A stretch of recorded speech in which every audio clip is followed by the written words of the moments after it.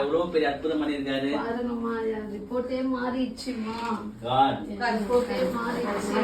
கேன்சர்னு சொல்லிட்டாங்க. கீமோ கொடுக்கணும்னு பெரிய டாக்டர் சொல்லிட்டு போனப்ப எம்ஆர்ஐல. ஆனாலும் கடவுள் இன்னொரு டெஸ்ட்ல எனக்கு ஒண்ணுமே இல்லைன்னு வந்துச்சுமா. உங்களுடைய ஜபம் தான் நீ ஒவ்வொரு நாளும் விசாரிச்சு எனக்கும் என் பிள்ளைங்களுக்கும் ஆறுதலா இருந்தீங்க. 1.5 வருஷமா நான் நோயில படுத்தப்படுக்கிறேன். ஒவ்வொரு நாளும் ஃபோன் பண்ணி விசாரிச்சு நான் இருக்கிற வரைக்கும் நான் மறக்கவே மாட்டேன். உயிரோட இருக்கிற வரைக்கும் உங்களுடைய ஜபத்தையும் குடும்பம் முழுவதும் கிடைச்சதுக்கு சாட்சியா இருக்கணும்.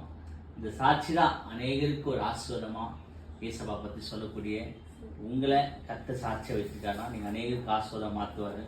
தேவச்சனைகளே இங்க பார்க்கும்போது இவங்களுக்கு கேன்சர்னு சொல்லிட்டாங்க. லிவர்ல கர்ப்பப்பையில எல்லாம் கேன்சர்னு சொன்னாங்க. ஆனா நாங்க சபையார் கூடி ஜெபித்தோம். ஒவ்வொரு நாளும் அவங்களுக்காக விண்ணப்பம் வச்சோம்.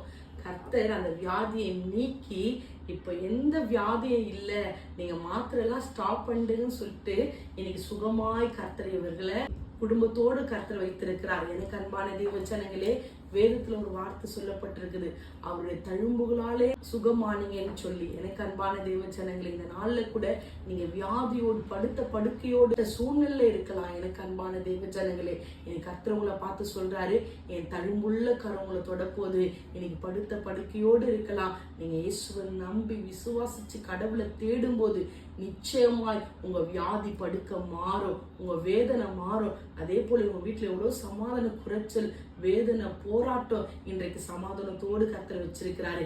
எனக்கு அன்பான தேவச்சனங்களே, சமாதானம் இல்லாம வியாதியோடு வருத்தத்தோடு இருப்பீர்களானால் கர்த்தரைங்களை பார்த்து சொல்றாரு, சமாதானத்தையும் சுகத்தையும் கர்த்தர் உங்களுக்கு தரப்போறாரு. இனியோடு உங்க துக்க நாட்கள் முடிந்தது.